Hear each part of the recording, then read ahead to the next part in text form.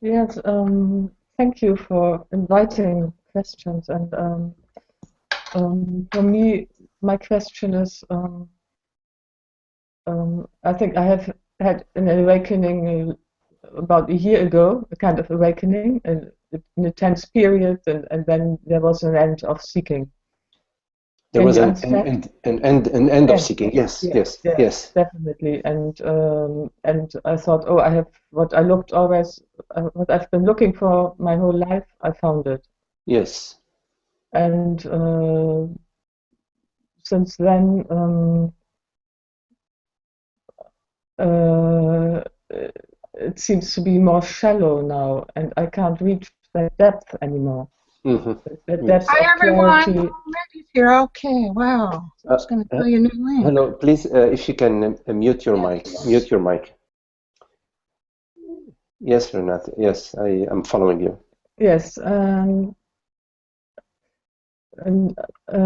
sometimes I'm kind of, it's like seeking again, Mm-hmm, mm-hmm. because I want to have this feeling, and then also then I say to myself, let go, because life will carry you and wherever it wants to carry me. Mm-hmm, mm-hmm, mm-hmm. And still, there's this longing for this, also Yes, the clarity of perception and yes, all yes, this.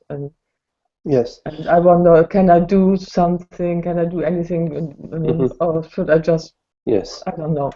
Yeah. yes, yes, Renate. Mm. It's Renate. Am I saying your name correctly? Yeah. Yeah. Okay, Renate. Renate. Renate. Um, so, what might be helpful, Renate, is to have some clarity about the process. There is a process, and I'm going to talk a little bit about that, so that it might be helpful for you to get some understanding about what's going on and what may unfold. So,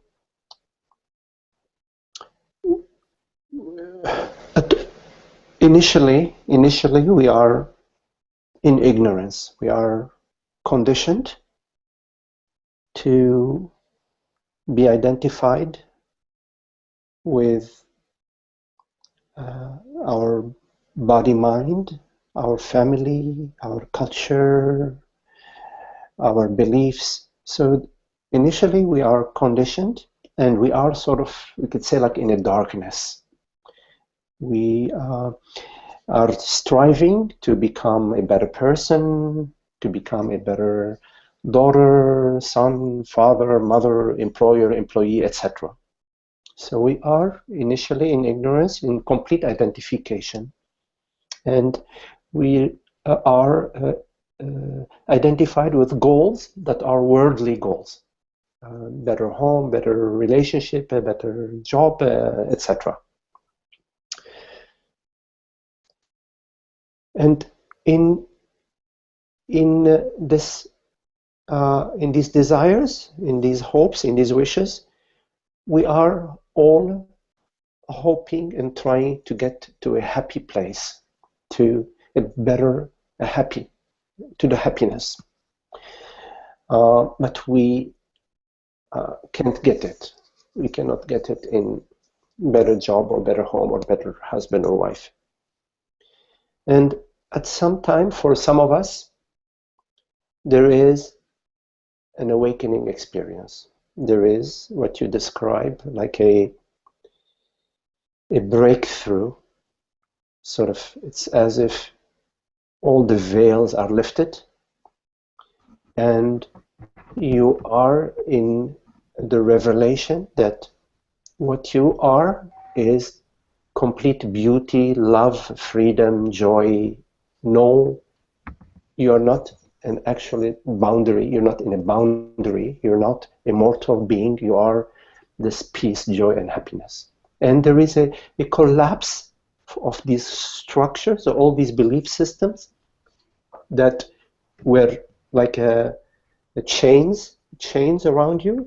They sort of dissolve, and you find yourself in just a tremendous joy and freedom and love and beauty. And it's an ecstatic, the bliss of the self, the bliss of consciousness, of the truth is revealed to you.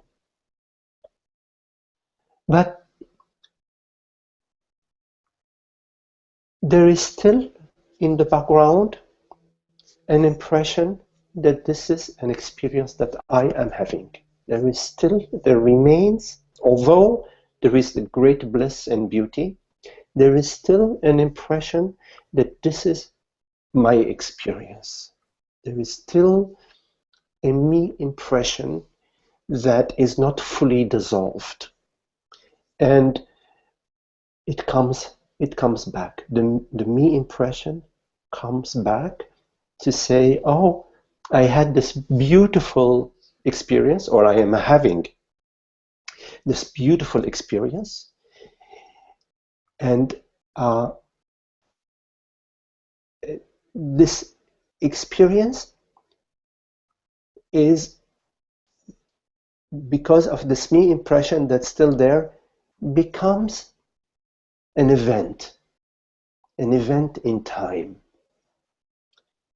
And so because it is an event, because it becomes an event in time, in fact, it was not an event in time.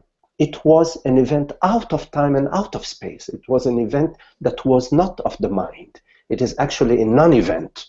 The awakening or the enlightenment is a non-event. But the mind that still remains makes it like an event and says, I've had this experience, I want it again.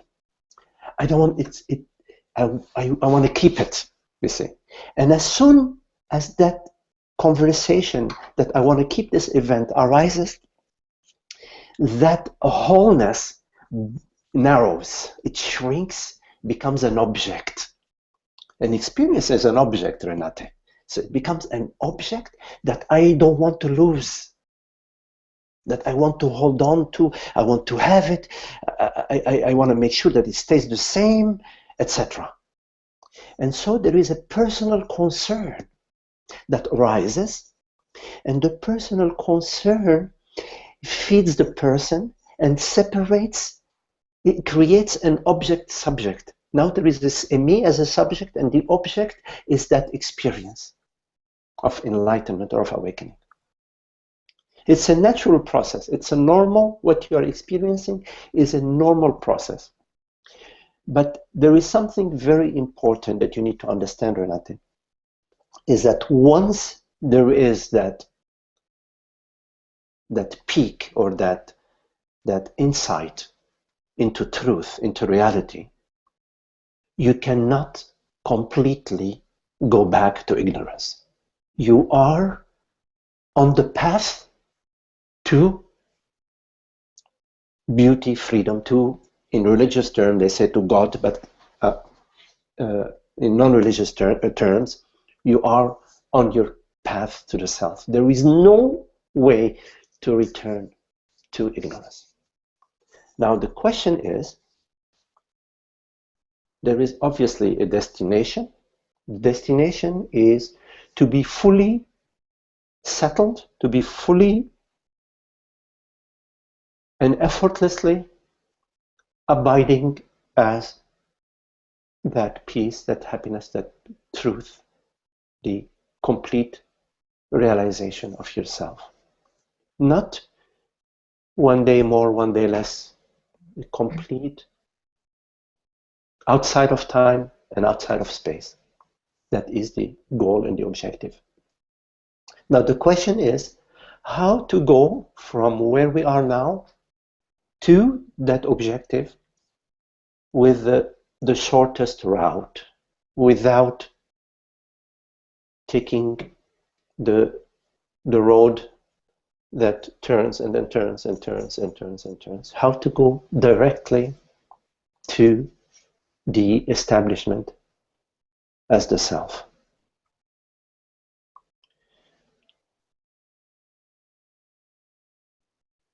The key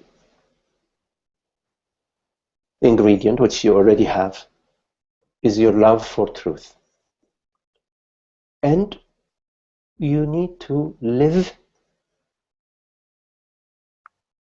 you need to make changes in your life that are in accordance with the truth. The truth is that I am not a man or a woman. I am universal consciousness. I am not an object that is perceived. I am the reality that perceives. And everything that is perceived gets its reality from me. Like in the night dream, all your night dreams get their reality from you, the dreamer. The dreams come and go, change, they arise out of you, they dissolve in you. They do not affect you. A beautiful dream does not make you more beautiful. A wet dream does not make you wet. A dream being in the fire does not burn you. The dreams that you have do not affect you. If you dream that you're a 10-year-old girl, when you wake up, you're not a 10-year-old girl. If you dream you are a bird, when you wake up, you're not a bird. They do not actually affect you. But you enjoy being a bird, flying, landing on the branch, eating the berries. You enjoy being a little girl playing on the beach with your friends and laughing and joking around. So it's nice. Dreams are nice. Yeah, they can be beautiful. Like right now, we have this beautiful dream, this beautiful conversation. It's very sweet. It's a happy dream, you see. But what you are is beyond this dream. The dreamer is beyond what it's dreaming, beyond in the sense that it is not found in the dream. The dream is found in the dreamer. The bird, the flying bird, is found in you. But you, the dreamer, you are not found in the bird. This is what is meant by you, the dreamer, are beyond the dream. But the dream is not beyond you. Every phenomenal event finds its reality in you. You are the reality of all phenomenal events, and you are free of the phenomenal event. Your reality does not depend on the world body mind. The world body mind depends on your reality, depends on you. So it is in the speak, when you had to speak into yourself, you knew yourself. That I am freedom, joy, and happiness. I am beauty, I am love. I am borderless, there are no limits to I. You knew yourself. But now you forget. Now there is a habit. I am Renate. I am a woman, I am a person, I had an experience. The self, meaning consciousness, has no experiences.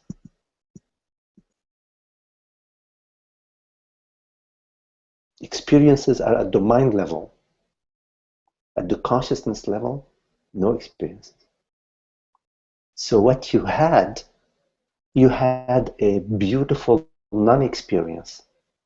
All non-experiences are beautiful. And the sage is established in non-experience. It is the mind, the identified mind that is established in experience. Experience A is better than experience B. Experience B is not so much better than experience C. Oh, experience D, yeah, that's the one I want, etc. The relative world of the mind of imaginary good or bad, imaginary better and worse. So you ask yourself, good and bad for whom? Good and bad for I. It always referred to me. But I, as you had a peek into what I is, what real I is already pure bliss and happiness and joy, does not need an experience. It is the experiencer of all experiences. It is not in need of an experience, it's not seeking experience A or experience B. It is when you are identified as a Renate or as an object or as a person that you are seeking. So the journey is the journey of remembering your true self over and over and over, Renate, until this habit to go back to me as a person is no longer your default state. In ignorance, our default state is me, the person. We get a peek into I, the self, the knower of all what is known, which is not an object, not a form. We get a peek into that. And then we forget. We go back to I am a person, a mortal person, seeking, avoiding. So it's important for you to recall, remember, which we can do right now, Renate. Remember that you are the knower. Right now you perceive this perception. It's not a woman that is perceiving this perception. The body-mind is an instrument, but the body-mind is not the perceiver. You perceive through binoculars. You use the binoculars to perceive the bird. But the binoculars do not perceive. The perceiver is beyond. It is not the body-mind that perceives. The body-mind is an instrument. Male, female instrument, tall, short, black, brown, yellow, who cares? But what perceives is not the instrument, is beyond the instrument. And that is what you are, that is consciousness. You perceive, right? I perceive this perception right now. What is this I? Can you point to it? No. Can you deny it? No. You cannot point to it and you cannot deny it. Because what is real cannot be pointed at. What would point to it?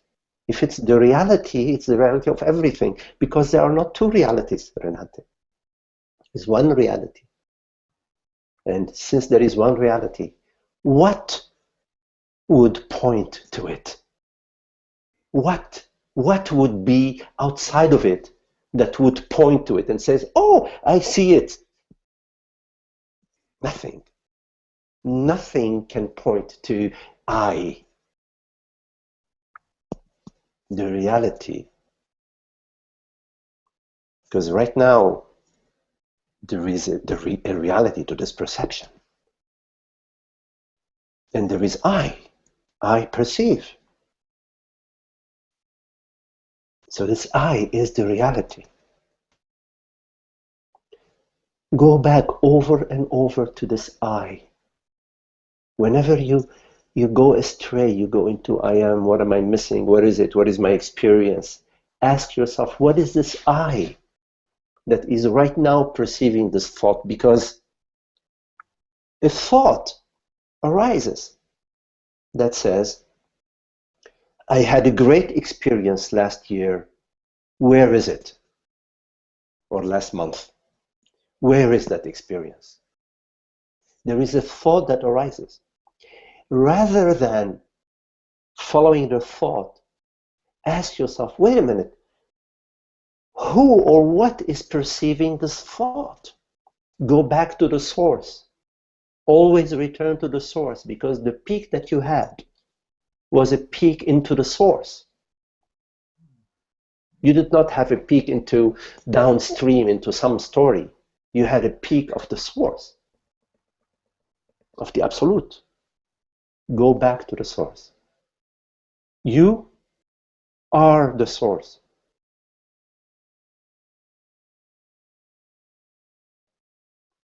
So going back to the source is very easy for you, because you are that. You are that. Whatever it is right now that perceives this perception is that. Not a thing, not a form, not an object. Look directly at the looker. You cannot perceive the looker, but you are the looker. You see? So knowing yourself is not knowing yourself as an object, like you know a tree when you look at a tree. It's a different kind of knowing. It's an objectless knowing. It's a direct knowingness, like the sun shining. Knowing yourself like the sun knows it's shining.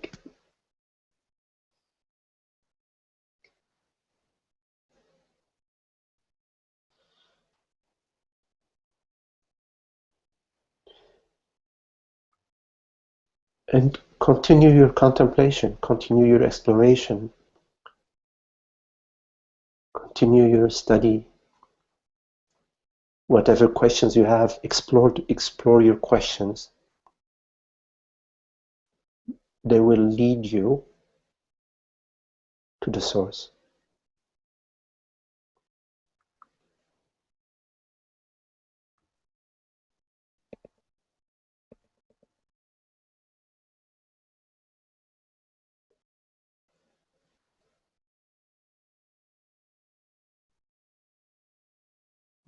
Thank you. You're welcome. Mm. It is inevitable for that peak into the self, into consciousness. It is inevitable for it to expand and expand and expand until it does a 360 degree, until that's all there is. It's nice to take the direct path. Recognize the pointers and the direction that is available to you, that leads you to the direct path, not through the mind.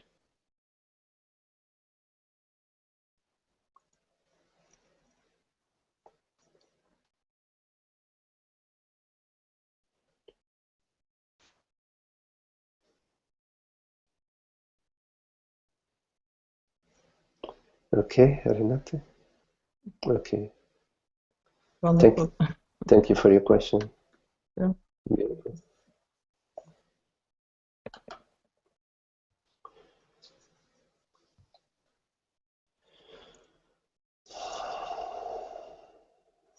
So if there are any other questions.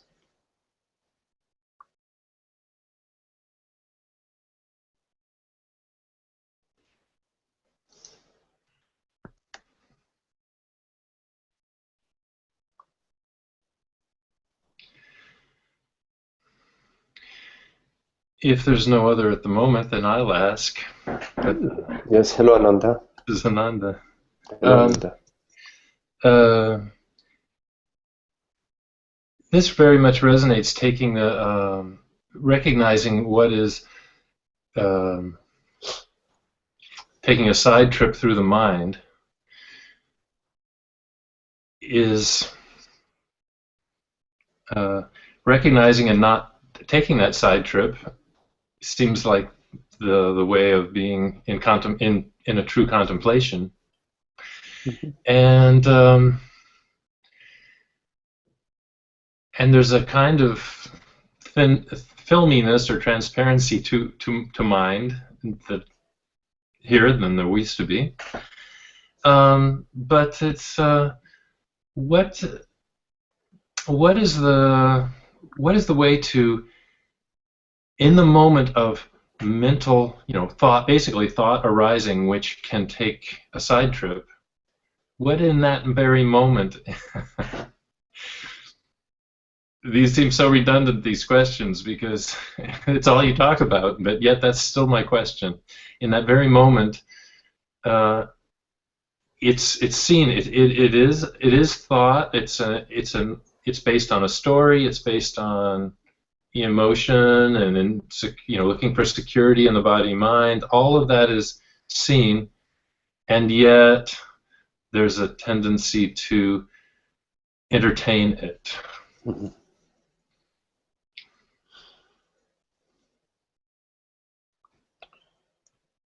So there is a sensitivity that's important to cultivate, which is an intolerance for unhappiness. Whenever you move away from the recognition of consciousness, that I am consciousness, and you move into I and her, I and me and him, and me and better me, and why did he, why did she, oh, I should have that, oh, how come, it would be nice if I had this and I had that. There is an unhappiness that it's important to have your unhappiness radar detector, your unhappiness detector, to be very healthy and really good unhappiness detector. Follow the path of bliss and happiness. And that's available to you by that canary bird in the mind.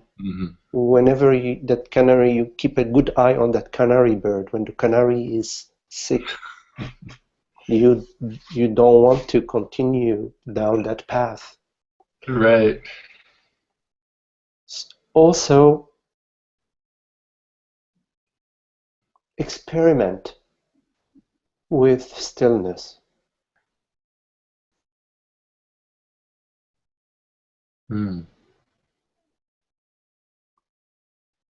Experiment with being still.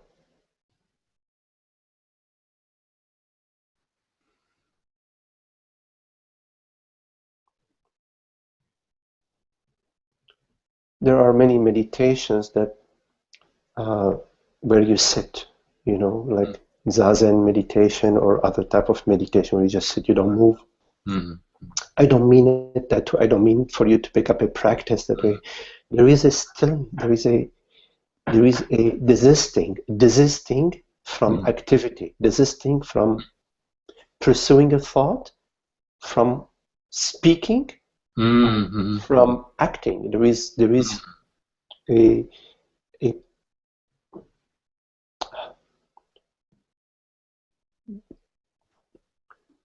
a possibility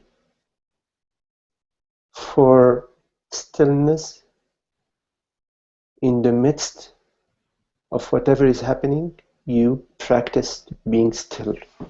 Initially, it might be practice, and you might feel uncomfortable about it because the tendency is you want to say something, you want to pursue that thought. So there is an energy that's pushing you to move downstream, and now you're practicing stillness. So there is a little bit of a pull sensation. But from the stillness, there comes a peace. Especially if you really stay still, there is a peace that comes. There is a fruit. There is an aroma, a perfume that comes. So the practice of stillness gives you a reward Mhm. It's like the pigeon. If the pigeon or the mouse in the cage, if it hits that, it doesn't get a pellet, but it hits that, it gets a pellet. A pellet. Mhm. Yes, you get a reward from stillness. Yes. So practice that. Experiment with it. Mhm. Experiment with it. But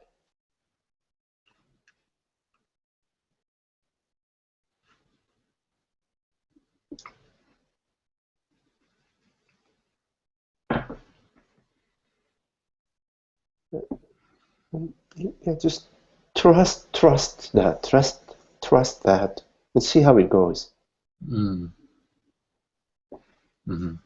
Whenever you move away from presence, whenever you move away from your true nature, Mhm.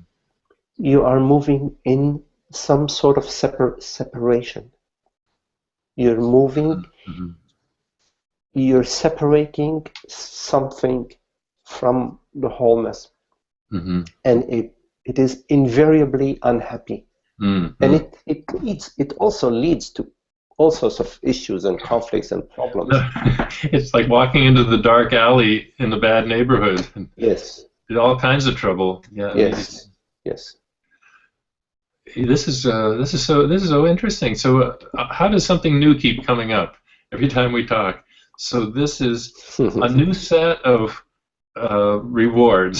I mean, it's one reward. It's the reward of peace and uh, abidance or something, as opposed to the reward of a little more agitation with a little fun or something. You know, Yeah, I wouldn't call that a reward.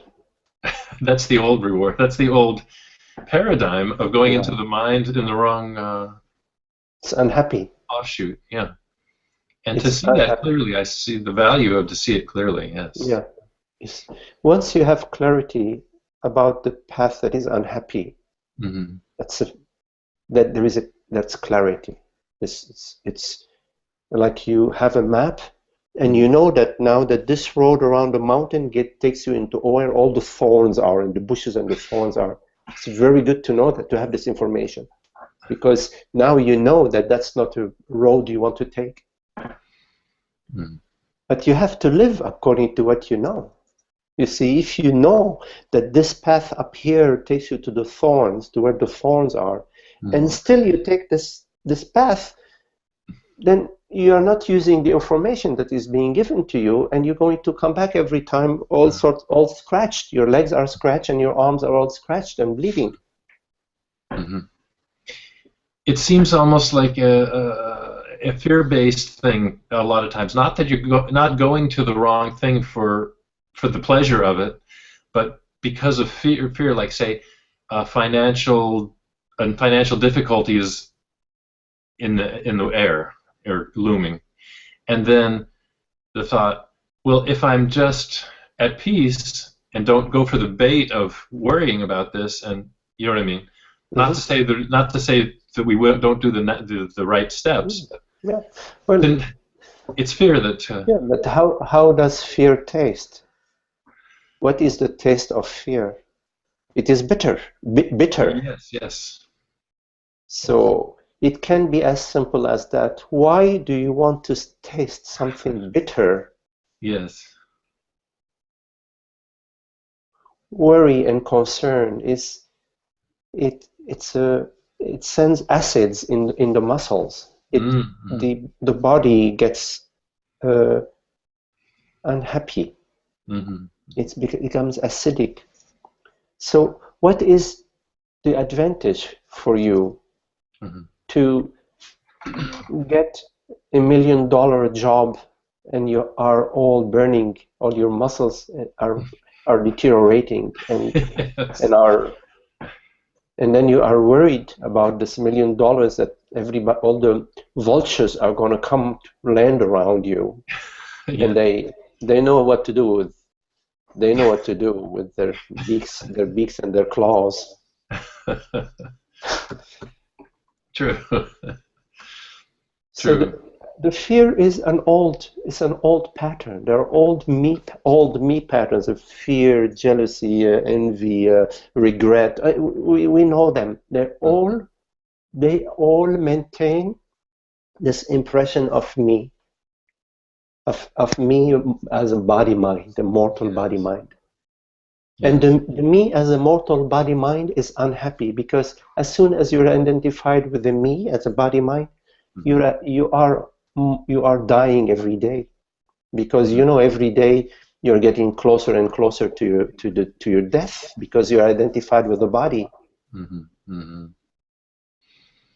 So it is this me identification at its root is very unhappy. At its very root is very unhappy. Yes, I hear you, Amin. I will be addressing it in a minute, okay? It is unhappy. Yes. Excellent. Thank you for the beautiful answer. Okay, okay, Ananda. Nice to see you, Ananda.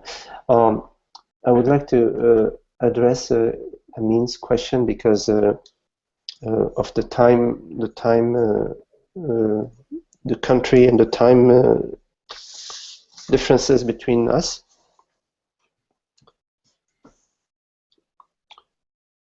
So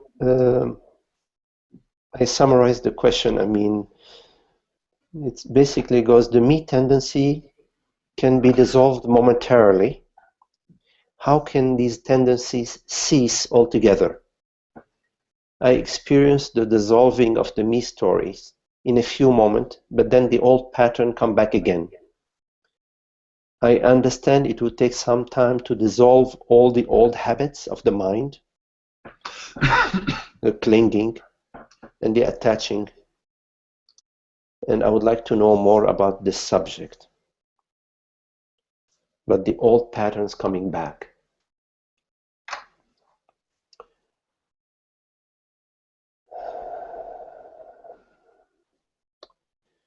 There is a process, I mean.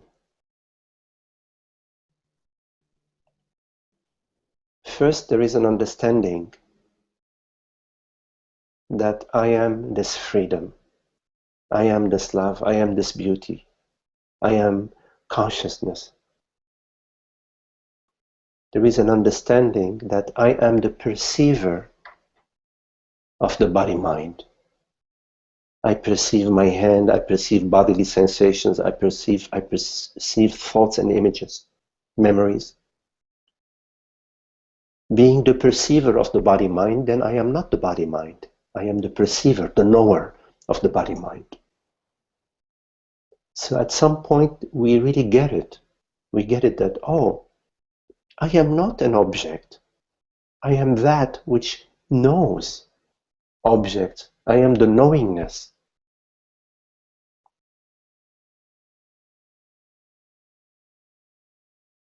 But this understanding is only part of the revelation. The journey has two parts. The first part is the understanding that I am consciousness. I am not a body-mind. That is just the tip of the iceberg. There is a submerged part of the iceberg, which is referred to as the me feeling. Even though we may understand, I am consciousness, I am presence, I am love, beauty, I am intelligence, I am wisdom, I am space, I am infinite presence. Although we get this clear understanding, the me feeling is still there. It is at the body level. It is at the cellular level. It is at the feeling level. And once we understand that we are consciousness, then consciousness comes to help us. Consciousness says, hooray, I am being recognized. Let me finish the job. And so what it does, it sends you, when you're in traffic, somebody that cuts you off. What it does is, when you're working very hard to get a promotion, it gives the promotion to somebody else. What it does is, when you see a beautiful friend that you want to become their partner, you buy them flowers and gifts and so on. They go for your best friend. It might seem that consciousness is being cruel, but consciousness is not being cruel. It has one objective, which is to bring you home all the way. So it wants to bring out from you your anger, your stored jealousy, your stored envy, the ideas and arguments that you still have, that when you feel it's a me, I'm offended. How dare she do this to me? How can he do that to me? My goodness, I've given them all these gifts. I've treated them like gold, and they just went with the neighbor. You see, consciousness wants to bring all these me ideas, me beliefs, all these aspects of me, wants to bring them out. So you need to celebrate these opportunities, these times when you get triggered. You need to celebrate, to say, oh yes, thank you, consciousness, for bringing out this anger I was not aware of, that is stored in the me, in the body, at the feeling level. The envy, it's arising. Thank you for triggering this in me. And what you do whenever these feelings, these emotions arise, is you remain still, completely neutral. You don't move. You are not negating them, but you are not entertaining them. You're not trying to fix them. You don't try to fix your feelings. Because if you're trying to fix your feelings, it's an endless job. You will come back in 5,000 years with feeling number 15,852 that you're working on now. And you think you're progressing, but you have 55 billion more feelings to deal with down the stream. Don't fix your feelings. And don't pursue a good feeling or a happy feeling. Don't pursue anything. Just be still. Be willing to die in the midst of whatever is unfolding. Surrender completely. Remain in your complete neutrality, because you are consciousness, and consciousness knows no fear. Consciousness has no personal mission of improving itself. Consciousness is not trying to become a better consciousness. Consciousness is not trying to compete with other consciousnesses. All that is nonsense. Consciousness is pure love, beauty, stillness, presence, and beingness. And you are that.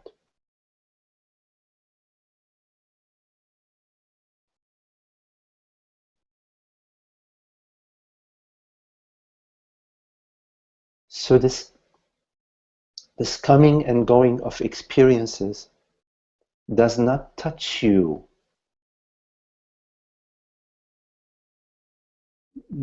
Don't pursue experiences. The mind loves to run after experiences. It only maintains the ignorance via resistance and seeking. But what you truly are is beyond that. What you truly are is beyond the mind. You're the knower of the mind. You're the knower of thoughts. You're the perceiver of sensations and perceptions. You don't move. You never come and go. What you truly are does not come and go.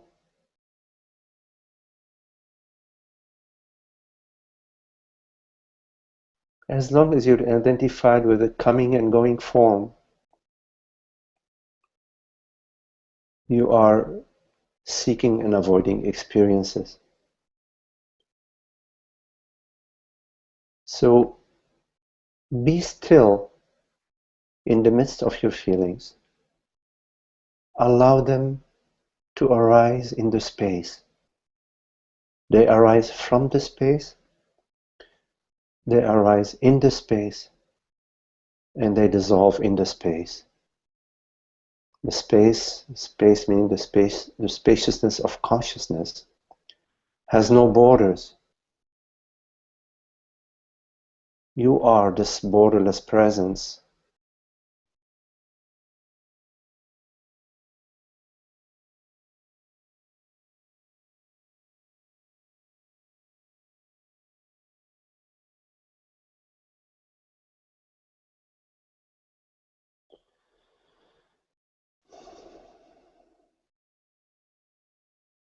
You will find in time that events that used to trigger you in the past no longer bother you.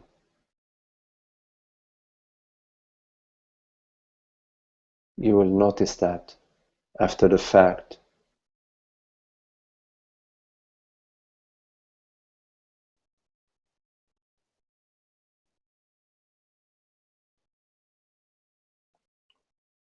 Then you can celebrate the world body mind. This dream can be very sweet, can be very lovely, very gentle, full, creative, contemplative. Look at us now here, this beautiful gathering of friends contemplating truth together.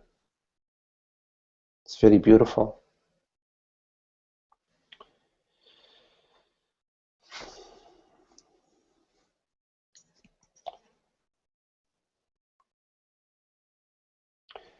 Okay, I mean, thank you for your question.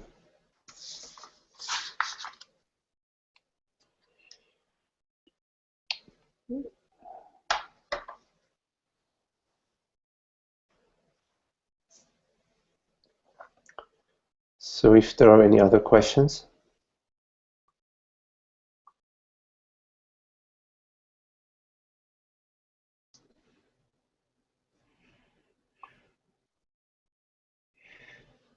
I was just starting to write something. Sometimes you give a list of beautiful qualities which are being ascribed to consciousness or the self. Quiet, loving, beautiful, undisturbed. And they are words which we commonly use. They're words which have two sides in normal. I guess what I'm getting is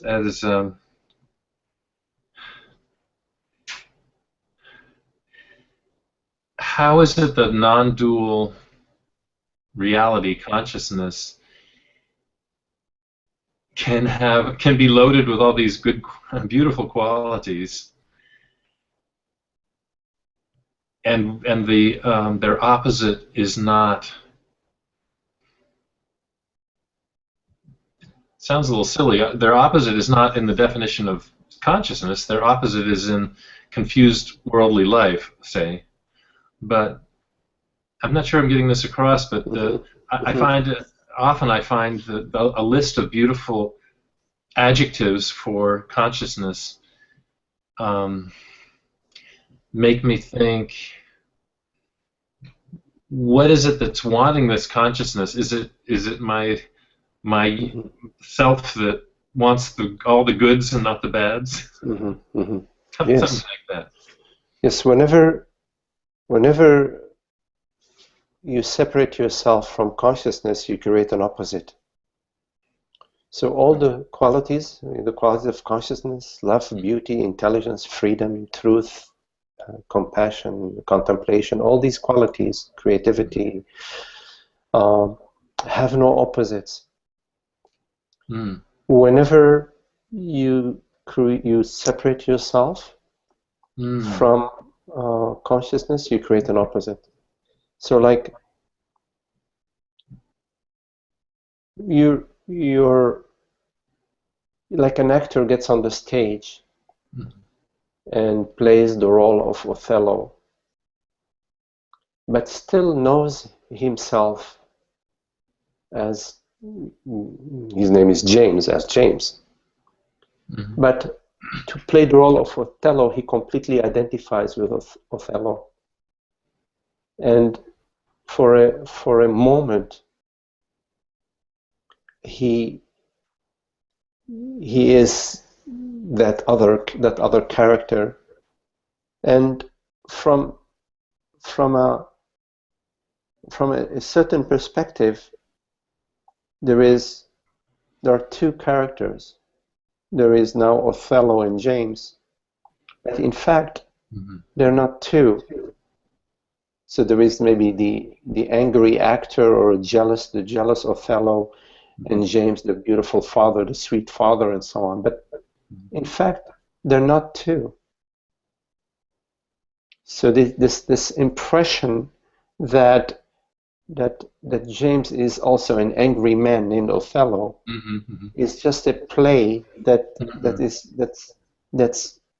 upon James pulling himself out of James and becoming Othello temporarily. And this is what we do. We pull ourselves out of consciousness and become this person. And we identify as this person, but we don't come back to consciousness except in deep sleep or between thoughts. But for most of us, thoughts are very close to each other. Like thought A, teeny tiny gap, thought B, teeny tiny gap, thought C, teeny tiny gap, etc. The feeling level, the same thing. I'm feeling like there's a little break between feeling A and I'm feeling B.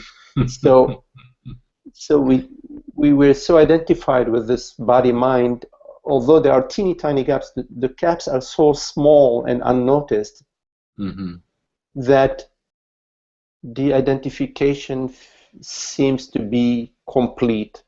So it seems that there is an opposite to the qualities of consciousness. There is happiness, which is a quality of consciousness, and there is unhappiness. In fact, unhappiness is pulling yourself away from consciousness, is unhappy. But you never really pull yourself away from consciousness, because James is never really Othello. Never. He's on the stage as Othello, but he's not really Othello. He's James acting as Othello, because next week he might be playing King Lear. He might be playing a totally different character, but it's still the same James. And the week later he might be playing, God knows what he's, So, but he's always James. Yes. You see, we are always consciousness. Yes. Consciousness never ceases. And these imagined characters, this aging body and these other aging characters, that the body minds, are the identification with me as this character is a sort of hypnosis, where we don't notice the gaps. We don't notice consciousness anymore. We only notice the me conversation, the me thoughts, and the me feelings. So we only notice the unhappiness. So I would say the bulk of our experience is overall concerned and unhappy and worried, and there is a malaise in the air. So coming back to your question, there are really no opposite to freedom. Because if there was freedom and non-freedom, then freedom, what would freedom mean? I mean, it's like you are free between 8 a.m. and 2 p.m. and that's freedom. But after that, it's a limited freedom. Limited freedom is not. That's not really freedom. So these qualities are absolute. So you are having conversation about absolute qualities, and you are comparing them to relative qualities. but they don't. They're not on the same plane. Mm-hmm. Yeah, something about the profundity of the witness or the clarity, and then all the confusion sort of simplifies this. Yeah. And I was thinking, so a sage gets on the airplane, goes on the trip, comes back, does this. These are roles almost like Othello, and But you see, the sage never leaves consciousness. So he doesn't. And James doesn't forget he's James. That's my comparison. Yes. So it's sage never leaves. James never leaves James. Yeah. A sage, meaning consciousness, never leaves itself. A sage never leaves himself, never leaves the self. Mm-hmm. Mm-hmm. And now I have a new tool. If it's unhappy, it's the wrong way. Absolutely. Even the hint of unhappy. Absolutely. It's that little pebble in your shoe that bothers you. Stop and take it out right now. Yes. Don't continue walking. Okay. Thank you for your question, Ananda. Is there anybody else who has a question? For now, yes.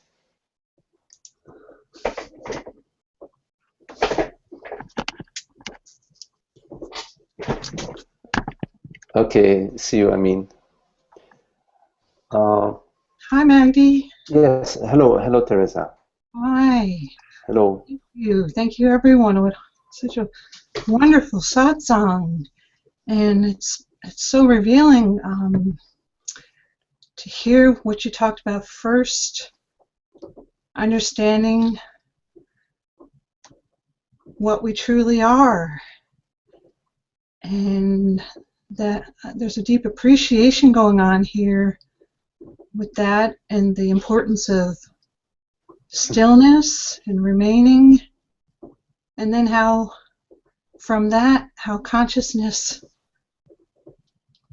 joins in, comes in, celebrates that we have that love for truth, and it comes into assist, and what a wonderful perspective on it. Mm-hmm. Mm-hmm. That Yes. it makes it just the emotions, the sensations, that the purification, the burning that happens, it looked at as a wonderful opportunity, as grace, and not to fix it, not to have an agenda. Yet it seems like there is a lot of stored tendencies in the body, and from that, sometimes it feels like I'm in there. It can seem so extreme when the burning is happening that to date it can seem like I'm somehow trying to control it. Mm-hmm. And yet hearing you say that, that consciousness is doing it, it's like there's a freedom in hearing you say that. And Maggie, I really want to say that watching you get so, I watch your face, it's like sometimes looks like it's on the verge of tears when you're talking about truth, and this something here like responds so beautifully to that, and wondering if that could be self-recognizing itself.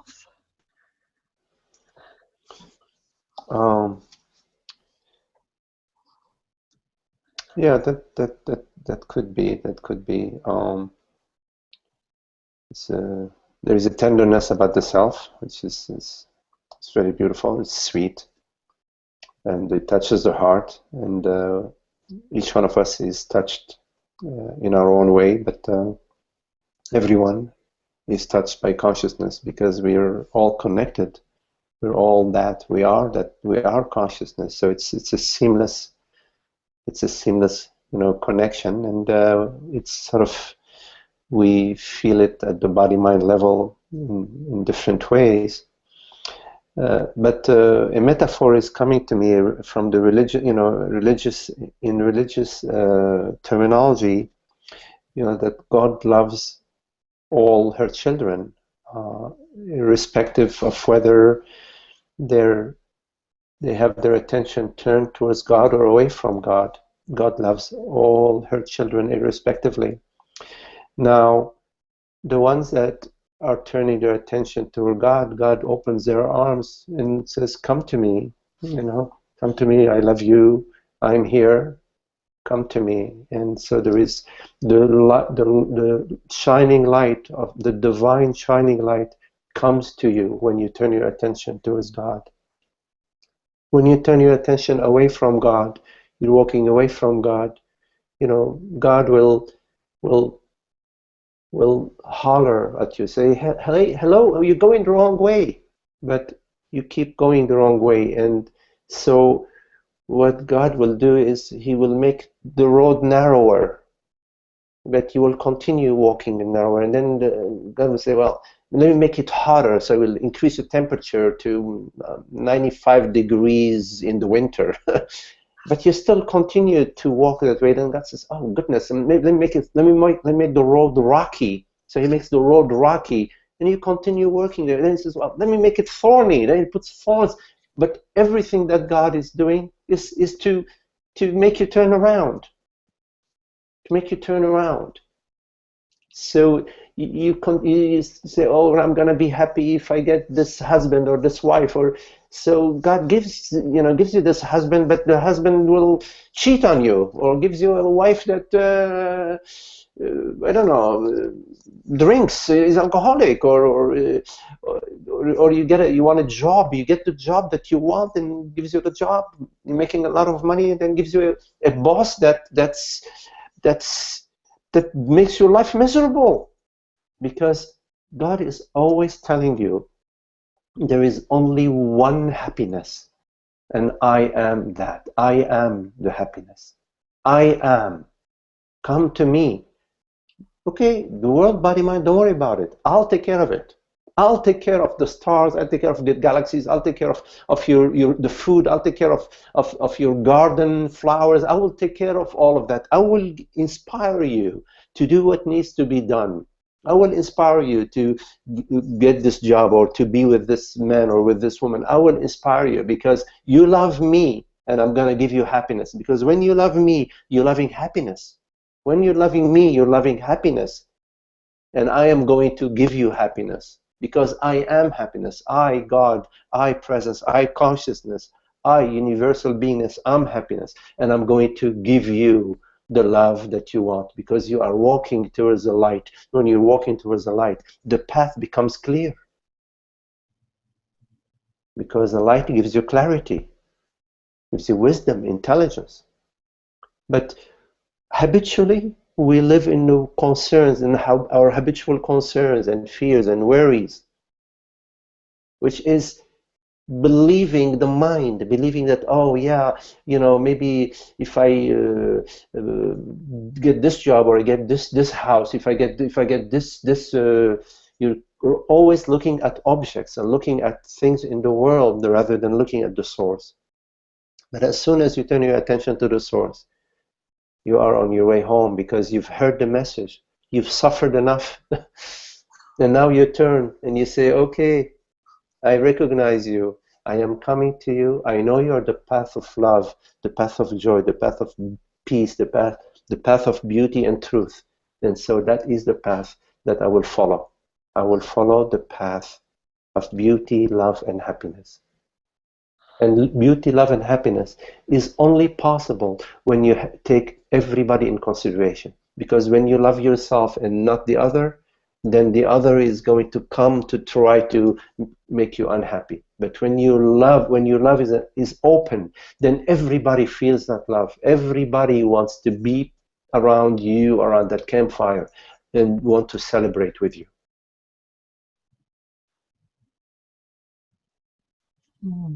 The experience here, maybe it's not experience, as you were talking about very early in satsang today, is when that happens, it's not my love. It just happens, and it just happens.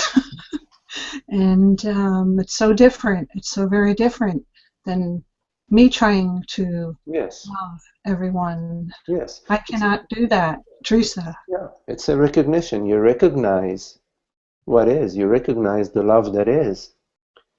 Whatever the mind creates is limited, but love is not limited. So whatever is created has a beginning and an end. So whatever I create, the mind creates, is limited, but it is the creator that is limitless. It is the source that is limitless. So it is not that which is created, which is the reality, the borderless, the infiniteness, the limitlessness, the love, the beauty, the freedom has no opposite. What is created has edge, has a beginning and an end, and there is something else. There is A and B and C. The created is downstream from the creation, from the creator and the creation. So you have to go to the creation, to the creator, to find that it is indeed already all the qualities that you are seeking are already there. They are inherent to consciousness. And when you get a peek into consciousness, you get a peek into the limitless, the grandeur, the splendor of the self. And that is not something that Teresa or Magdi or John or Bill creates. It is what is.